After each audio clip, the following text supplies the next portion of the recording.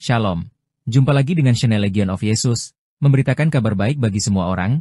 Saudaraku, kali ini kita akan membahas ada sebuah legenda bahwa gereja Katolik pernah dipimpin oleh paus wanita, yaitu Paus Yohana. Apakah hal ini benar terjadi atau hanya legenda belaka? Untuk mengetahuinya, simak video ini sampai habis. Buat Anda yang baru menemukan channel ini, silahkan subscribe agar tidak ketinggalan upload terbaru dari kami. Saudaraku, sebuah pertanyaan ditujukan pada pemimpin tahta suci Vatikan, Paus Fransiskus pada 2016 lalu. Bisakah seorang perempuan menjadi pemuka agama Katolik? Meski dikenal sebagai sosok reformis, Paus asal Argentina itu tegas berkata tidak. Ia merujuk pada sikap pendahulunya. Santo Paus Yohanes Paulus II punya posisi dan pernyataan jelas terkait itu, kata Paus Fransiskus seperti dikutip dari The Guardian, merujuk pada dokumen dari tahun 1994 yang menegaskan bahwa seorang perempuan tak bisa jadi imam. Namun, sebuah legenda abad pertengahan menyebut kisah soal Paus Yohana atau Joan yang konon pernah memimpin Vatikan selama 2 tahun, pada tahun 853 hingga 855 Masehi. Berdasarkan legenda dari abad ke-13, yang ditulis biarawan Dominika dari Polandia bernama Martin Polonus, konon Paus Johannes Anglicus atau Yohanes Anglicus yang sejatinya adalah seorang perempuan yang menyamar menjadi pria. Sang penulis juga mengklaim, saat menjadi pemimpin umat Katolik, Paus Yohana konon hamil dan melahirkan dalam sebuah prosesi kepausan. Klaim tersebut tak hanya kontroversial, namun juga sulit dibuktikan. Perdebatan tak berujung juga muncul terkait apakah ada paus bernama Johannes Anglicus atau Yohanes Anglicus. Nama Johannes Anglicus atau Yohanes Anglicus sendiri tak ada dalam dokumen kepausan yang diterbitkan Vatikan. Namun, menurut Michael Habich, arkeolog di Flinders University, Adelaide, Australia, catatan identitas para paus selama abad pertengahan dan abad ke-9 memang tak lengkap. Salinan tertua, Liber Pontificalis, atau biografi para paus selama awal abad pertengahan juga tak menyebut nama Paus Benediktus III. Michael Habich juga memimpin studi yang menyelidiki legenda Paus Yohana. Menurut dia, menguak apakah sosok tersebut nyata atau tidak, memecahkan misteri agama dan sejarah, tetapi juga faktor yang jadi perdebatan di era modern terkait peran perempuan di gereja. Perdebatan tentang pentahbisan perempuan di gereja masih terus berlangsung, kata Habich. Michael Habich mengaku menemukan sebuah simbol dalam koin-koin dari abad pertengahan yang mengindikasikan bahwa Paus Yohanes Anglicus nyata adanya atau bahwa kitab Paus Yohana mungkin bukan fiksi belaka. Riset bermula ketika Habich melakukan investigasi terkait makam para paus di Roma. Awalnya, saya yakin kisah tentang Paus Yohana sekedar fiksi belaka. Namun, setelah melakukan riset secara meluas, lebih muncul kemungkinan ada hal lain di balik cerita itu. Habich menganalisis koin-koin perak yang disebut sebagai deniers yang digunakan di Eropa Barat selama abad pertengahan. Nama koin tersebut diambil dari kepingan perak pada era Romawi kuno yang disebut debarius. Ukurannya sangat kecil. Koin deniers, yang diteliti Habich, memuat nama Kaisar Frank di satu sisi dan monogram paus pada sisi lainnya. Monogram adalah simbol yang menggunakan inisial nama seseorang. Habich awalnya fokus pada koin-koin yang menyandang atribut Paus Yohanes VIII, yang memimpin dari 872 hingga 882 Masehi. Namun, ia menemukan koin lain yang diduga berasal dari masa sebelumnya yang menyandang monogram yang berbeda secara signifikan, dari penempatan huruf hingga desain. Koin-koin tersebut, menurut Habich, mungkin adalah milik Paus Yohanes yang berbeda, atau lebih spesifik, Johannes Anglicus atau Yohanes Anglicus yang mungkin saja adalah Paus Yohana.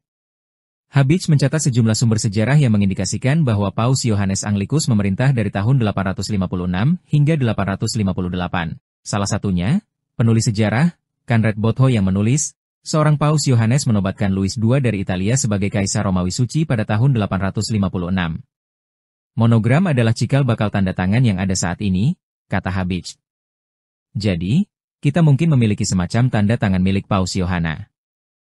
Menurut Habich, urutan paus di pertengahan abad ke-9 seharusnya mencakup Leo IV, tahun 846 hingga 853, diikuti oleh Benediktus III, tahun 853 hingga 855, Johannes Anglicus atau Yohanes Anglicus, tahun 856 hingga 858, dan Nicholas I, tahun 858 hingga 867.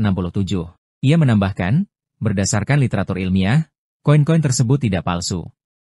Hampir tidak ada pasar pengumpul untuk koin-koin abad pertengahan seperti itu, kata Habich. Dengan demikian, diduga kuat tak ada pemalsu yang berniat menjiplaknya. Sejumlah koin kepausan dari abad ke-9 Masehi ditawarkan pada balai lelang di New York. Sebagian besar koin itu tidak terjual dan dikembalikan kepada pemiliknya. Habich menambahkan, Mungkin ada sejumlah orang yang menerima hasil studinya dan menemukan bukti lain terkait dugaan perempuan yang jadi pemuka agama Kristiani pada permulaan abad. Di sisi lain, akan ada orang yang sepenuhnya menolak gagasan itu, kata dia. Habich merinci temuannya dalam sebuah buku berjudul Pope Joan pada 28 Agustus 2018. Setidaknya ada 2 film yang dibuat tentang Paus Yohana, perempuan Inggris yang menyamar di balik jubah biarawan, untuk menjadi pastor, sesuatu yang dilarang keras dalam gereja Katolik. Seperti diceritakan, konon, Yohana mengalahkan para pria dalam studi agama, peringkatnya naik menjadi kardinal, lalu paus. Juga dikatakan, ia melahirkan dan akhirnya meninggal dunia di tengah prosesi kepausan. Namun, baik Vatikan maupun para sejarawan menolak mentah-mentah klaim ini. Diarmaid McCulloch, teolog dan sejarawan dari Oxford University mengatakan, kisah tentang Paus Yohana hanyalah mitos. Tak ada nilai sejarahnya, kecuali sekadar fiksi satir. Tapi, ia terus menarik rasa penasaran dan minat, kata dia. Yang diembuskan orang-orang abad pertengahan yang anti kepausan. Para Protestan. Juga pendukung revolusi Prancis yang ingin mendiskreditkan gereja. Diarmaid menambahkan, kisah itu juga didukung segelintir pemeluk Katolik sendiri, yang ingin melihat keberadaan imam perempuan. Bagi saya, ini aspek yang paling berbahaya dari cerita ini, menggunakan sebuah cerita yang terang-terangan tidak masuk akal demi tujuan yang baik. Apapun, masih ada yang meyakini keberadaan Paus Yohana. Pertanyaan yang selalu diulang-ulang, mengapa ada kursi khusus yang digunakan di masa lalu yang konon untuk mengecek jenis kelamin paus?